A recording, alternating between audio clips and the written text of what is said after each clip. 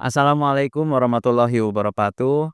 Alhamdulillah kita bisa bertemu kembali dan alhamdulillah pada kesempatan ini, oh ternyata di hari yang di ini tuh ya, di tanggal berapa ini, 2 Sya'ban gitu ya teman-teman, tanggal 2 Sya'ban tahun 1447 Hijriah gitu ya. Alhamdulillah, beberapa hari lagi kita akan memasuki bulan Ramadan gitu ya. Ini tepatnya pada tanggal 21 apa ya sekarang 21 Januari tahun 2026 ya teman-teman semuanya ya. Oke, sekarang langsung aja kita akan membahas terkait dengan analisis statistik komparatif ya. Analisis ya, analisis analisis ya, teman-teman sebentar. Analisis statistik komparatif itu ya, teman-teman semuanya. Ini komparatif ini ya istilahnya perbandingan gitu ya, membandingkan. Ada dua dua, apa namanya, 2 mindset terkait dengan perbandingan ini, ada yang namanya within, ada between gitu ya. Ya, kalau, within ini, adalah kita ada satu sampel tapi diukur dalam waktu yang berbeda gitu ya. Kalau ini at least minimal 2 sampel gitu ya teman-teman semuanya, ya. Nah ini, salah satu, secara sederhana terkait dengan apa namanya, eee, 2 analisis statistik komparatif yaitu between subject comparison dan juga within subject comparison gitu ya. Nah ini kalau within subject comparison ini, apa namanya, satu sampel tapi lintas waktu gitu ya seperti itu. Tetapi kalau between subject comparison ini 2 sampel misalkan seperti itu ya. Nah ini, teman-teman semuanya ini bisa, ditabelkan sebetulnya ya, terkait dengan, nanti, uji statistik ya. Uji statistik komparasi ini teman-teman, eee apa namanya, harus mempertimbangkan yang pertama adalah terkait dengan, kategori datanya ya teman-teman. Terus yang keduanya berkaitan dengan apa namanya, eee, misalkan setidaknya, 2 kelompok ya, ini 2 kelompok ya, 2 kelompok ini kalau misalkan kenanya kepada satu sampel berarti 2 kali pengukuran gitu ya. Nah ini, udah ya kita, ini aja ya, ada kategori data, terus ada 2 kelompok gitu ya, terus yang selanjutnya teman-teman, apa namanya, 3 atau lebih ya, three three or more gitu ya, 3 atau lebih, pengukuran. Ini kalau kenanya kepada, apa, between maka between subject comparison gitu ya, ini, subject apa namanya, comparison gitu ya. Nah, terkait dengan between subject, eee, comparison adalah 3 atau lebih kelompok gitu ya. Tapi ketika dalam satu sampel berarti 3 atau lebih, eee, 3 atau lebih pengukuran gitu ya, teman-teman semuanya ya. Nah, ini teman-teman semuanya di sini ya kita bagi 2 gitu ya. Nah, gitu ya. Nah, jadi di sini teman-teman semuanya, apa namanya, tadi, eee, within subject ya, di sini within apa, subject comparison, terus di sini ada apa lagi, ada between ya, between subject comparison gitu ya. Nah ini terkait dengan kategori data ya teman-teman ya. Terkait dengan kategori data ini teman-teman ya, ada yang di sini ordinal ya. Kategori data ini teman-teman ya, ada yang ordinal gitu ya, dan juga kalau ordinal itu ada juga yang apa, nominal gitu pasangannya ya, yang, apa namanya, ordinal gitu ya. Ya, dan ordinal ini termasuk, kepada bidang, kategori ya. Kategori itu kan ada, apa, nominal, dan ordinal gitu ya teman-teman semuanya. Dan di sini ada continue ya. Ada data data yang kaitannya dengan continue ya. Kalau continue ini ya terkait dengan, eee, data, salah satunya adalah data rasio atau interval ya teman-teman semuanya, terkait dengan rasio dan interval. Jadi ini kalau ordinal maksudnya nama lain dari, kategori data kategori gitu ya, terkait dengan nominal ya seperti misalkan ke satu ke 2 ya atau kecenderungan atau tendance, preference gitu ya. Nah ini, teman-teman semuanya kalau, di sini kategori datanya ada ordinal gitu ya, ada, eee, oke di sini ada garis stroke kecil ya. Ini ordinal ini kaitannya dengan tadi, apa namanya, eee data kategori gitu ya. Nah ini data kontinu ini terdiri dari 2 yaitu, apa namanya tadi, yang saya sebutkan adalah interval dan juga, rasio. Kalau rasio mah mempunyai nol mutlak gitu ya teman-teman, sementara kalau datanya, interval tidak memiliki nol mutlak gitu ya teman-teman semuanya. Jelas seperti itu ya? Sampai situ jelas ya, ada pertanyaan mungkin? Ya cukup ya, dan untuk, eee 2 kelompok ini maksudnya adalah apakah itu merupakan 2 kali pengukuran atau betul-betul 2 kelompok gitu ya. Nah ini, apa namanya, dengan menggunakan ini ya antara within berarti within itu satu kelompok, kalau between berarti, ada, 2 atau lebih, apa, ya beberapa sampel gitu, berbeda yang tidak saling berhubungan satu sama lain gitu ya teman-teman semuanya ya. Oke, kalau 2 kelompok ini bisa menggunakan, Mann-Whitney U-test ya. Nah ini, eee, ada Mann-Whitney U-test gitu ya. Terus kalau yang lainnya terkait dengan, apa namanya, data between subject-nya itu ada yang, menggunakan data continuous ini, menggunakan, eee in-depth gitu ya, menggunakan, in-depth sample t-test ya, eee, sampel t-test gitu ya, in-depth sample t-test terus, dan ini untuk, yang lebih dari 3 ya, 3 atau lebih, ya ini, kalau misalkan datanya teman-teman menggunakan, data ordinal pada within subject, comparison itu untuk satu, atau, 1 sampel untuk 3 atau lebih pengukuran gitu ya teman-teman. Ini menggunakan Kruskal-Wallis test ya, ini menggunakan, Kruskal-Wallis test gitu ya teman-teman.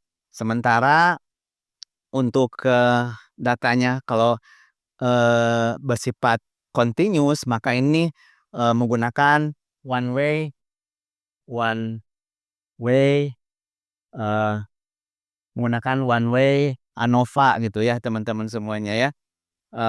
Dan ini juga sama ya teman-teman, ketika kita ingin, between subject comparison ini datanya ada yang, apa namanya, data secara, ordinal ya, ordinal maupun secara, continuous gitu ya, ordinal dan continuous ya. Nah ini, yang ordinal yang 2 kelompok, ya atau 2 kali pengukuran, kalau di situ kalau apa namanya, eee, apa namanya, within subject ini, salah kayak hektar panjang terus 5 menit ya Pak, kayaknya Pak, 5 menit lagi Pak.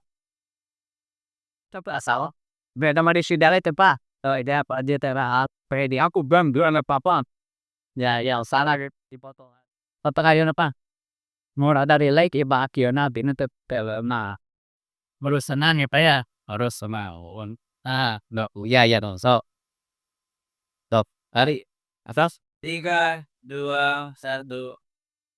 Oke, assalamualaikum warahmatullahi wabarakatuh. Apa kabar teman-teman semuanya? Alhamdulillah, berjumpa kembali di channel kita, di channel Agile Mentor ya. Bertepatan dengan sekarang itu alhamdulillah sudah pada tanggal 2 Sya'ban ya. Alhamdulillah kita akan sebentar lagi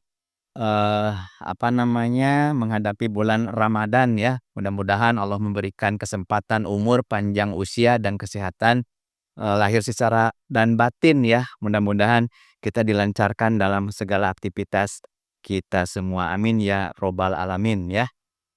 Oke, teman-teman semuanya, pertemuan sebelumnya kita sudah juga membahas terkait dengan tipe data dalam penelitian ya. Ada juga yang dinamakan tipe data kontinu itu ya. Apa saja? Ya tentunya berkaitan dengan misalkan contoh, skala interval dan skala rasio, di mana skala interval ini tidak memiliki nol mutlak gitu teman-teman, dan skala,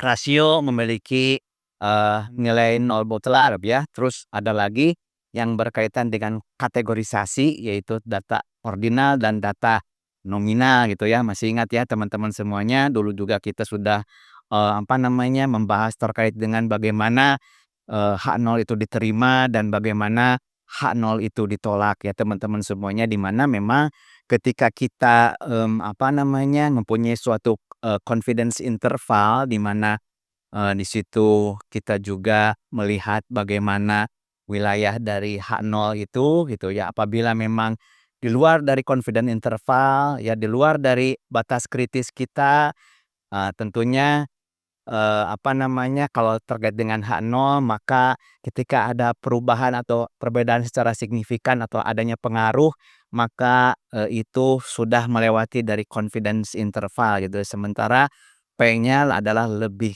kecil dari alfa ya, seperti itu. Itu, merupakan pembahasan pada teman-teman ya, pertemuan yang sebelumnya. Kita juga sudah membahas terkait dengan pengolahan data komparatif ya teman-teman. Ini juga tidak lepas dari bagaimana kita bisa menggunakan, uji statistik melalui asumsi-asumsi yang harus benar. Terus, ketika kita ingin misalkan mengolah data, uji statistik tentang pengaruh ya, regresi ya gitu. Misalkan contoh, ini datanya harus normal gitu kan. Kita juga sudah membahas terkait dengan bagaimana suatu populasi ini secara, narulia atau secara alamiah, memiliki, sifat, distribusi normal gitu ya. Di mana contohnya adalah, ketika kita meneliti suatu populasi, tentunya populasi tersebut mempunyai karakteristik ya teman-teman semuanya, di mana misalkan contoh ya yang distribusi normal itu, misalkan orang, Sunda dengan orang, barat gitulah, orang bule gitu kan, mempunyai bentuk tubuh yang berbeda. Tentunya rata-rata dari tinggi kita ya, tinggi orang Sunda dengan orang bule itu ya bisa dihitung secara rata-ratanya ya, baik median, modus, dan ya terkait dengan distribusi kurtosis, penyebaran data secara alamnya itu teman-teman semuanya tentu, datanya tersebar secara merata gitu ya. Berbeda ketika memang, terjadi suatu adanya suatu outlier, di mana memang ini akan, berpengaruh terhadap kecondongan dari, dari distribusi data yang, baik, yang kita tampilkan, baik condong ke kiri maupun condong ke kanan. Ini karena memang ada, kalau dalam bahasa Sundanya ada yang berbeda ya. Kalau bahasa Sunda itu apa istilahnya, ada yang misleuk gitu ya. Misleuk itu, dia berbeda jauh sifatnya. Harusnya memang misalkan secara normal kalau orang bule itu pada jangkung-jangkung ya teman-teman, tetapi pada in fact-nya adalah mereka memiliki tinggi badan yang misalkan seperti orang Sunda. Nah, ini salah satu contoh outlier yang akan nanti, berpengaruh terhadap, skewness atau kecenderungan atau, perubahan dari kurva normal ya. Ada kurva normal, yang agak condong misalkan ke kiri, ada juga yang agak condong ke kanan karena memang, ada suatu outlier yang memang outlier-nya itu bisa ada di sebelah kiri ya, ada juga yang sebelah kanan dari kurva gitu ya, dari kurva kita gitu yang kita bangun. Ya, teman-teman semuanya juga pada pertemuan yang ya sudah lama sekali kita juga,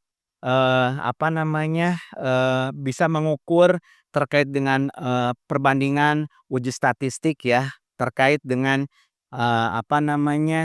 penggunaan kategori data ya tentunya, di sini misalkan salah satu contohnya adalah, perbandingan subjeknya terkait dengan between subject comparison dan juga, within subject comparison ya, terutama, kalau dengan hal ini kita sudah tahu kategori datanya dan kita ingin meneliti perbandingan between subject atau between subject itu karena memang populasinya berbeda atau sampel yang diambilnya berbeda.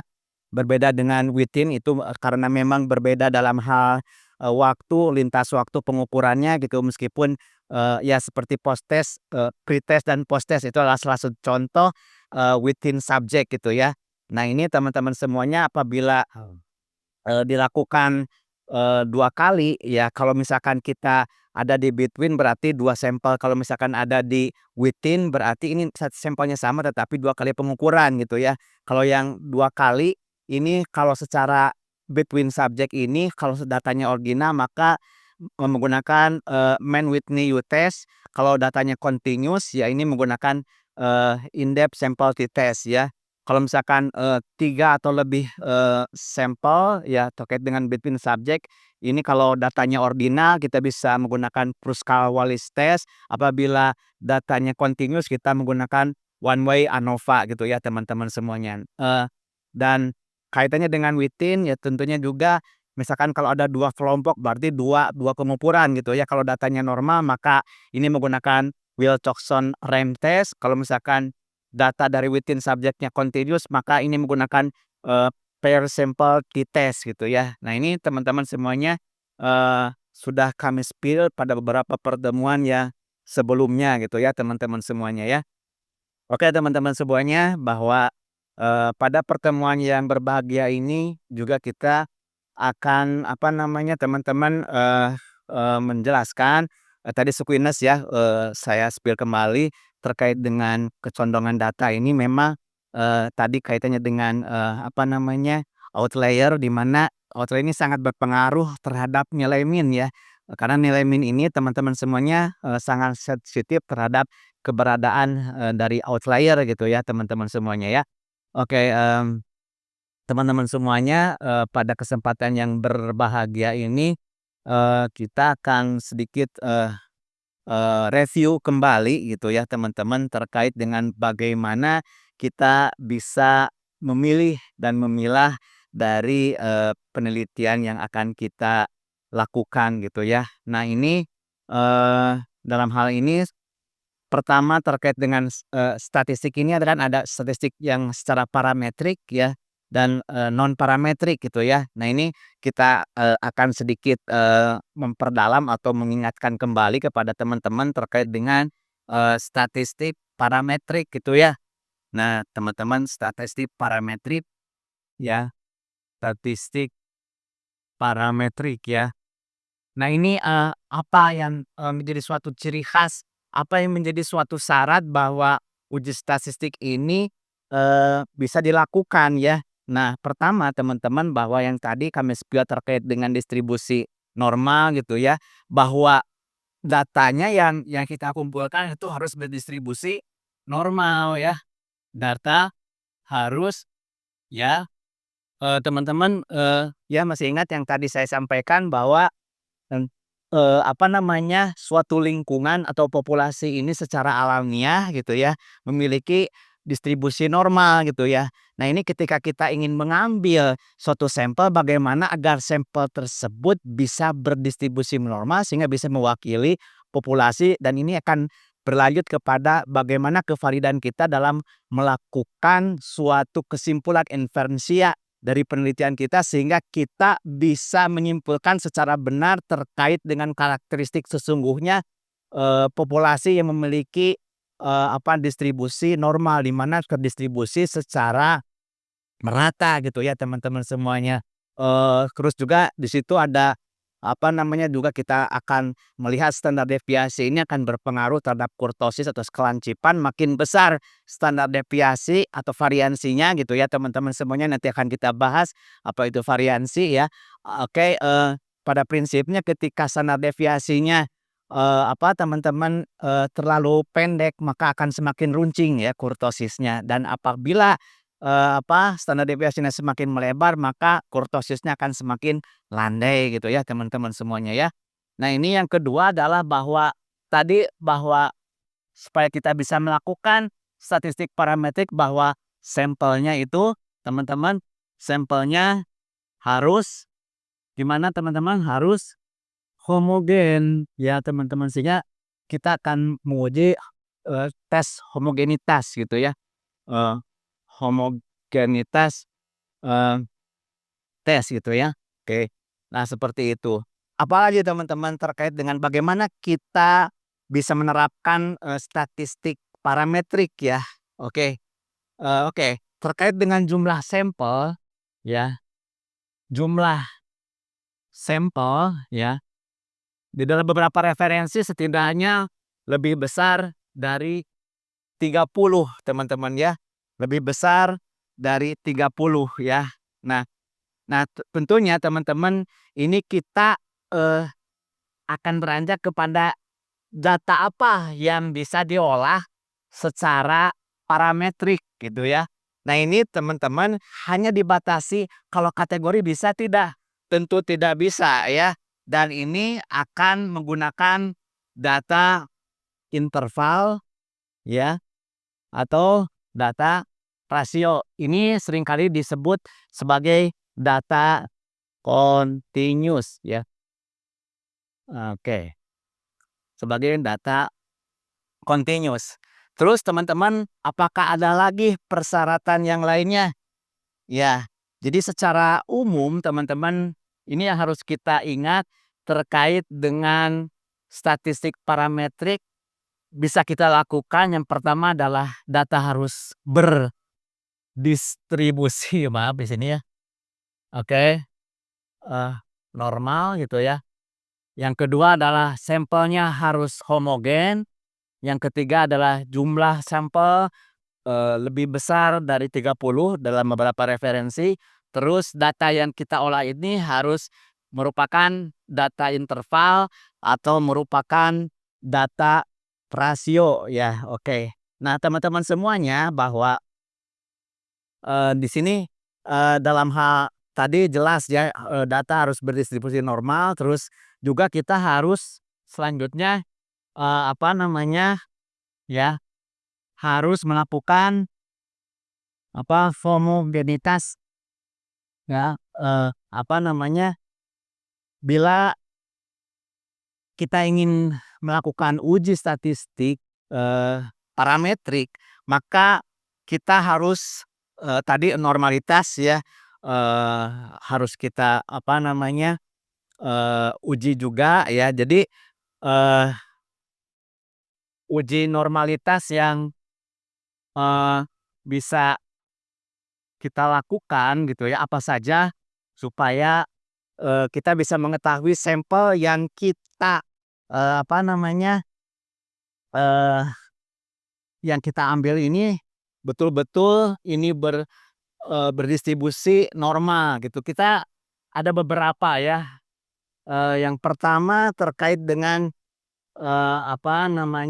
beberapa metode untuk mengukur ya. Ini Lillie force ya. Lillie force ini suatu metode untuk bagaimana kita bisa menguji distribusi datanya apakah normal atau tidak ya. Terus juga teman-teman ada juga terkait dengan uji ya Kolmogorov, Smirnov, ya. Atau juga ada yang kita kenal dengan Shapiro-Wilk, ya. Uji, ya, atau ini Shapiro-Wilk, ya, Shapiro-Wilk. Dan selanjutnya ada uji chi-square, ya. Di sini ya, uji chi-square gitu ya. Terus juga ada uji QQ plot, ya. Ada juga uji QQ plot. Ini akan kita bahas satu persatu ya teman-teman, tapi Bapak pada kesempatan ini ingin menunjukkan terkait dengan apa yang akan kita bahas terkait dengan jenis uji normalitas, ya. Terus juga sebelum kita akhiri, kita akan melihat juga akan sedikit spill terkait dengan apa namanya teman-teman, uji homogenitas, ya. Ya, jadi terkait dengan uji apa namanya, uji homogenitas teman-teman, apa yang harus kita perkenalkan kepada teman-teman semuanya, ini apa namanya, fungsi dari kenapa kita harus melakukan uji homogenitas teman-teman, ini untuk membandingkan data apakah datanya sejenis atau tidak, ya, tentunya seperti itu karena ini homogen atau tidaknya, ya. Ini dilakukan teman-teman untuk melihat apakah sampel ini berasal dari varian yang homogen atau tidak gitu ya teman-teman semuanya. Ini diperlukan karena seluruh sampel atau apa namanya, apakah sudah bisa mewakili apa namanya,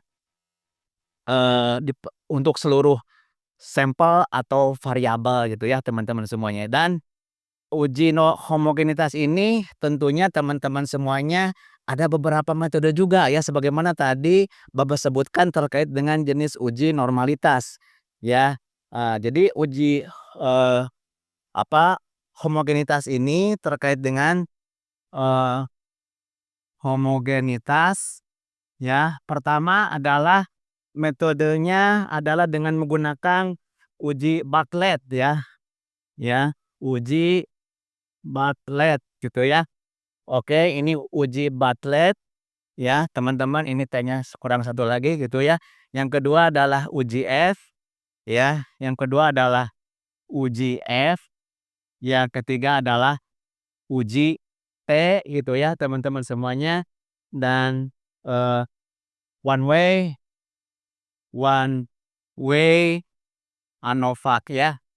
Nah, kita pada pertemuan yang akan datang akan yang pertama akan mengupas tuntas terkait dengan uji homogenitas, dan kemudian pada pertemuan berikutnya kita juga akan mengupas tuntas terkait dengan apa namanya, uji normalitas, ya. Jadi ada 2 topik menarik, nanti teman-teman jangan lupa apa namanya, bunyikan loncengnya gitu ya, nanti notifikasinya gitu maksudnya, untuk nanti kita akan membahas secara bersama-sama terkait dengan metode dari jenis uji normalitas dan jenis uji homogenitas di dalam penelitian apa namanya, parametrik, ya. Tadi masih ingat ya teman-teman?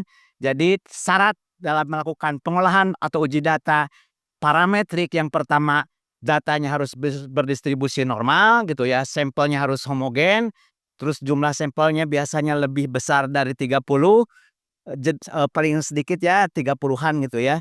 Dan jenis datanya biasanya interval atau rasio, ya, tidak bisa menggunakan data kategori yang terkait dengan data ordinal gitu ya, misalkan satunya seperti itu.